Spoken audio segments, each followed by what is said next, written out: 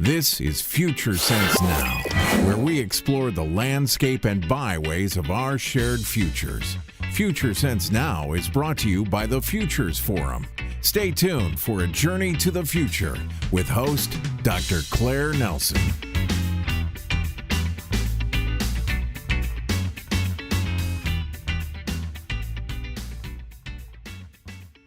Greetings and welcome to Future Sense Now, an online e-magazine of the Futures Forum.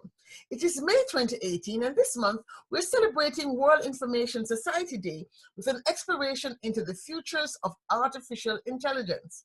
The theme of this year is enabling the positive use of artificial intelligence for all, and will focus on the potential of AI to accelerate the UN Sustainable Development Goals for 2030. Now, we all know in recent years there have been significant progress in AI technology, and we have big data and machine learning and computing power and storage capacity and cloud computing, all those things driving us towards what seems to be an AI dominant future. The question is, can AI help also accelerate the achievement of a better life for all, a better world for all? And today, in this segment, I will speak with a very special guest, who is Dr. JAYFUS DOSWELL, the CEO of the Juxtopia Group, about how he thinks AI can address the very human future for 2030 and beyond. Let me say a little bit more about Dr. DOSWELL. He is considered a modern day Renaissance man. So he has talents and skills in music performance and composition, in addition to his pursuit of engineering and STEM training. He has a doctoral degree in information technology from George Mason University, and his research focuses a lot on autonomous virtual instructor development. So without further ado, let us welcome our very special guest, Dr. J. Dr. J, how are you? Doing well, Dr. Nelson. Thank you so much for allowing me to talk on you. Well, thanks for joining us. I hope our technology is sharp enough today to do this. So when I first heard about AI, I started immediately thinking about like Star Trek and iRobot and those things, right? And it seemed very far away. But more and more recently, we're hearing so much about AI, the future of work, and what this could mean in terms of just the human society. So I have a lot of fears now around AI in some ways. Which of these ideas of AI are real? Well, in artificial intelligence, many of the ideas that we see on TV, when we look 10 years down the road, you know, the future has really, well, in this case, artificial intelligence may be reflected with more advanced technologies than was predicted in the past. So, for example, let's take Star Trek, for example. You know, the analog controls to run a spaceship? Yes. Now, today we can do that all digitally. Yes. With a keypad that doesn't require knobs and levers or levers. So, in this case, we can click on buttons that are on a transparent screen, which would not be imaginable back then during Star Trek's time. So we've actually accelerated in many ways, how digital technology, how information technology can really can be more advanced than what we imagined years ago. Now today, artificial intelligence with robots is very fascinating. So robots like iRobots are cleaning houses, like the product iRobot, to cutting lawns, to doing agriculture, to watering farms. So robots have many different possibilities, especially in areas where there is difficult or dangerous, dirty situations that human beings don't like to venture. And in the area of smart bots or conversational robots, like Alexa or Siri, these are just the beginning of what I foresee. So if I were to put on my precognition hat, my futures hat, we'll have more conversational robots that you know, translate all your dialogue into natural language processing, have artificial intelligent machine learning algorithms determine nuances of speech to determine if you're stressed, if you're consuming the wrong foods, for example, that are impacting cognitive performance. And there'll be like digital pals, or digital companion, or even digital cognitive assist to help you reach your optimal performance. So I think what we're seeing right now are just the beginning of artificial intelligence in those areas, including robots and conversational assistants. Well, that's just the point. You're talking about robots, so I think about Data on Star Trek, but more importantly, you're talking about robots that can water and farm and teach. And so when the UN talks about ending poverty and hunger and combating inequalities, right? And how do you see us employing smart bots now, which can actually have conversations in ways that address the challenges of empowerment and inequality? Oh, that's a very important point. So the two #1 global goals for the United Nations include zero poverty, no poverty, and zero hunger. When it comes to no poverty, many countries around the world, let's say Africa, for example, there are many populations that are living on, $5 maybe a day or a month, for example. And I don't know the exact number, but it's a very low rate. Wouldn't it be interesting if cultures, just the populations in Africa, where you have an entrepreneur that would like to develop an autonomous robot to do farming, and then sell that robot as a commodity product to other countries in Europe and even export that to America. So the way that robots can be purchased, be sold, engineered, sold, and then to a target market, I think it's incredible. And the technology is available now for underserved and disadvantaged populations to even engineer to decrease poverty, increase their economic vitality, and then also help to eradicate economic injustice. Well, I hear what you're saying about being able to do, an engineer in Ghana, which I know they have a huge community now that's working on really bringing technology to bear in Africa. And in Kenya, for example, they were first to the fore on mobile money, for example. They're really far ahead in many instances of many parts of the world. But when you think about prosperity for a country, how do you reconcile AI helping the masses if we're talking about exporting a few pieces of technology from, say, Africa to Europe? How we're talking about huge swathes of people who are still living in the agrarian age, right? Yeah. How does AI and the work you're doing, for example, your work has a lot to do with training. Mm-hmm. How does AI help move huge swathes of people from, let's say, not being able to read and write into the 21st century marketplace? Great question.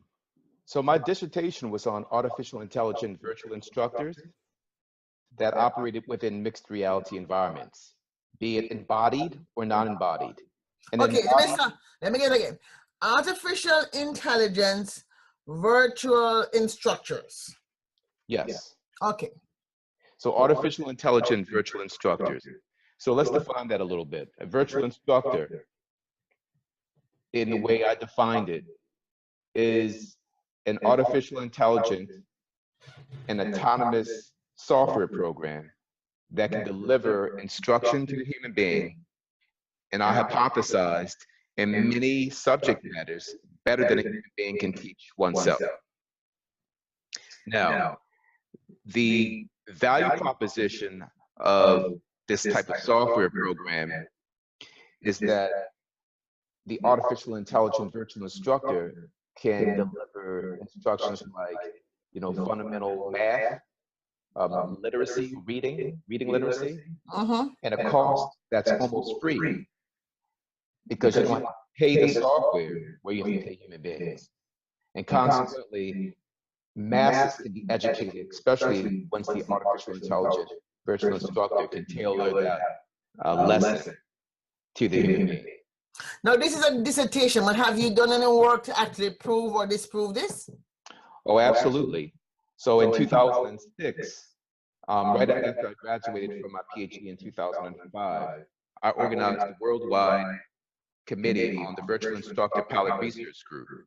And so I had members all around the world to focus on specific committees and specific areas of artificial intelligence and virtual instructors in order to create an international standard so that this could be consumed or used in many places around the world. This is very interesting. So it's the Virtual Instructor Research Group, and it's a global connection. Do you have chapters in Asia, Africa, Latin America? How far spread is it now? The group kind of dismantled, but initially in 2006, we had members from Dubai, from Africa, from places in Africa, from Europe, Asia, all around the world. And the reason why they were more motivated is because our pilot group fell under the Institute of Electronics and Electrical Engineering, which is the nation's oldest electrical engineering membership group. Yes. And it's like a prestigious organization for electrical engineers, software engineers, artificial intelligence researchers, and that's why more professors were more motivated to be part of that group, the Virtual Pilot Research Group under IEEE. So that was our process, our method of engaging commitment. So, but to come back to the more practical thing, so you had an experience in organizing people. How have you been able to put that into practice right here in the US, for example? We know that, let's say, STEM education in America is way below their peers in Korea, South Korea, and Japan and India. And especially in the African American community, Hispanic community, other disadvantaged communities, it's like non-existent. Have you been able to have, so we have the technology and it works, you have proven that. Have you been able to have like the policy dialogues now with the powers that be? Is that actually where the gap is and not so much in technology? Because we have a bunch of development experts talking about AI can do this, AI can do that.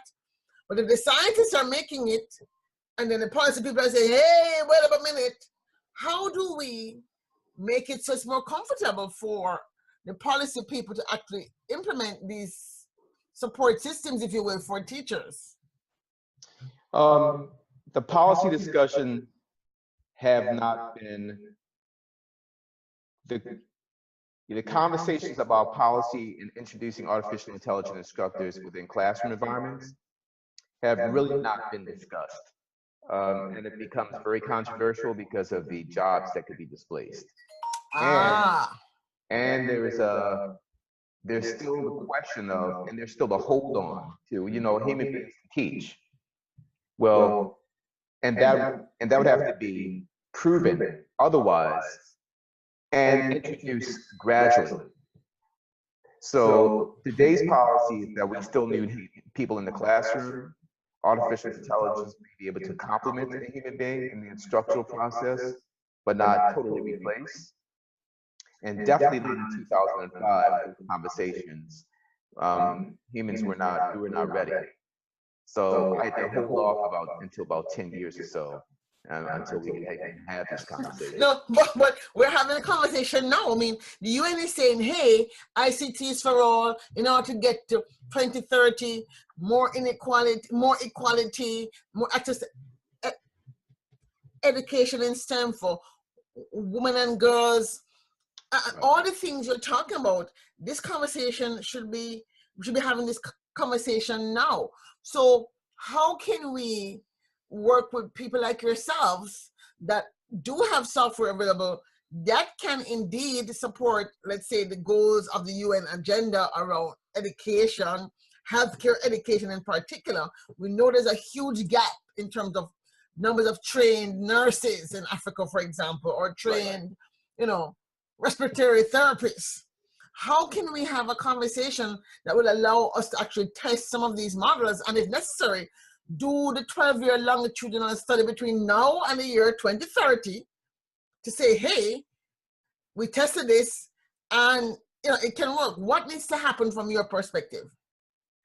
So I think what needs to happen is to look at, especially we talk about the United Nations global goals and poverty and hunger reduction, to really talk with leaders in specific regions and countries around the world. Look at the ratio. How many teachers, how many great teachers or proficient teachers do exist to teach a population? What's the cost of education?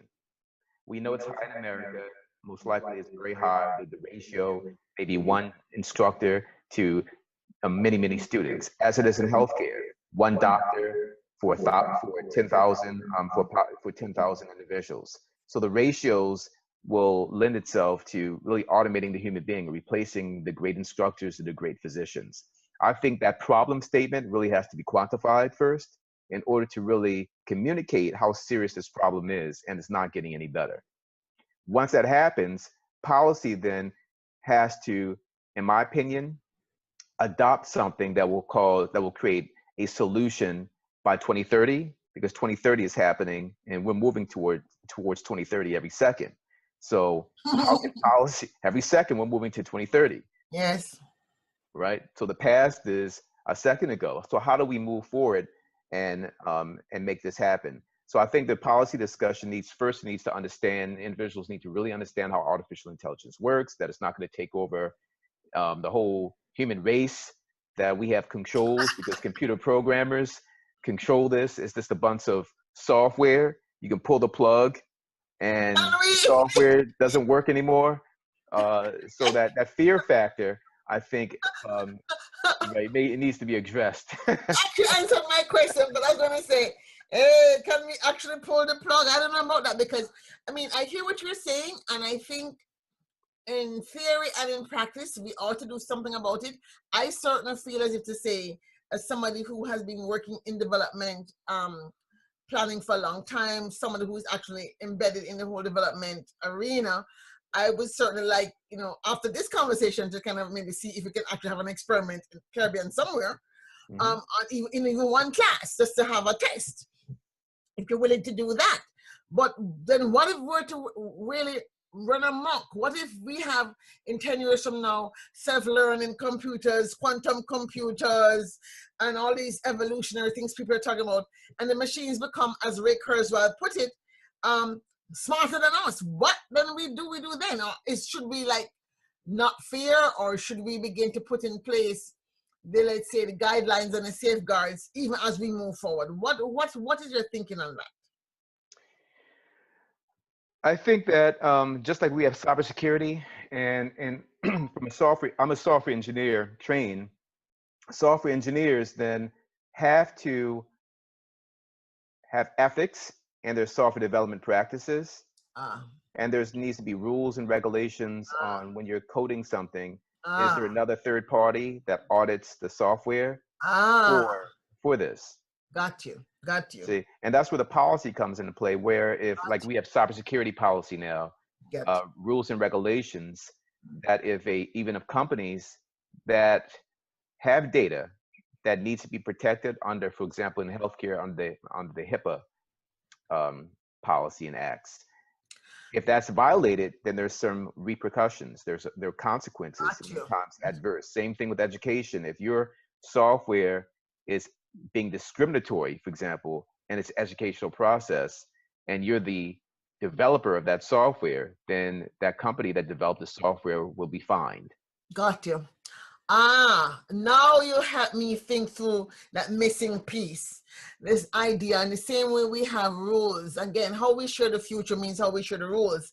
And as it is a machine, like a car, you have rules for driving it, you have rules for quote unquote coding and driving software. Thank you so much for reminding me of that fact, which I seem to have lost temporary sight of.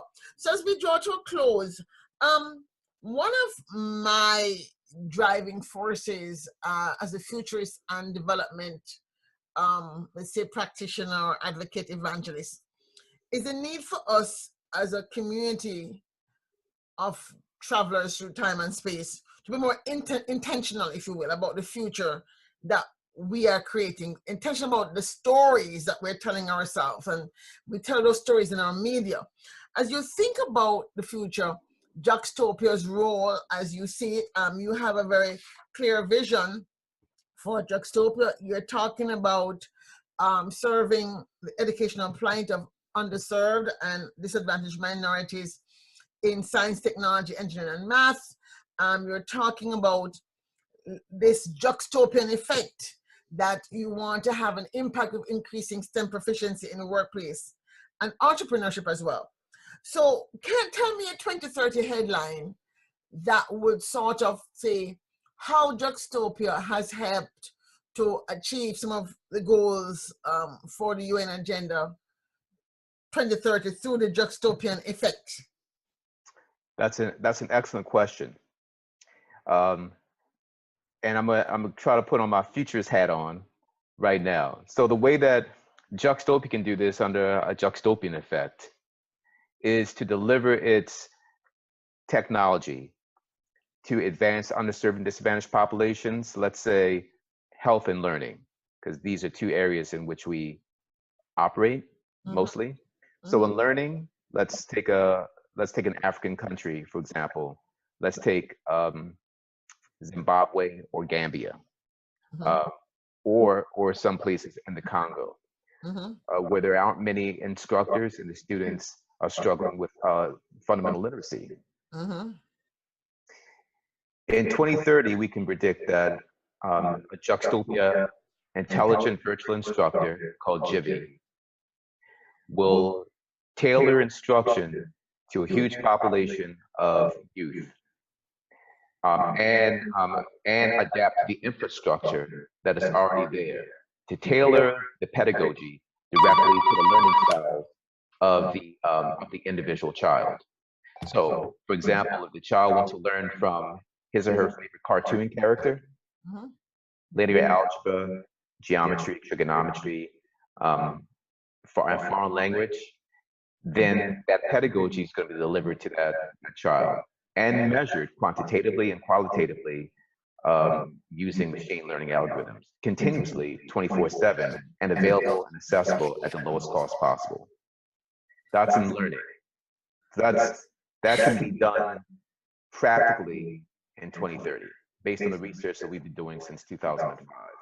And healthcare, another area in telemedicine, telehealth, delivering remote care to a village or to a population to prevent maternal fetal health, many diseases, diabetes, pediatric obesity, asthma. As we're doing here in the United States with our research, we can deliver this at the lowest cost possible and engage the individuals in like African countries to co-develop the products and the technology so that they're not just purchasing, for example, our service, but building their STEM proficiency through apprenticeships and then economic infusion, creating their own companies within their own regions. And we call that Juxtopia, the Juxtopian effect, but the structure is a Juxtopia urban innovation and cooperative entrepreneurship community. Well, that was certainly a powerful vision, and one that I think actually if we had the right partners and the right community and mesh work, if you will, certainly could go forward. And I do hope that you're optimistic about it. Yes, I'm very optimistic about it, and I think we can do that before 2030. All right, there you have it, folks. We are so happy that we have been talking to Dr. JAYFUS DOSWELL, who is CEO of the Juxtopia Group. He's an engineer by training, software engineer, and inventor of many things that we hope will prove that AI can indeed. You have been listening to Future Sense Now with Dr. Claire Nelson, brought to you by the Futures Forum. For more, please visit www.thefuturesforum.org. Thank you for listening. Spread the word. Share the future.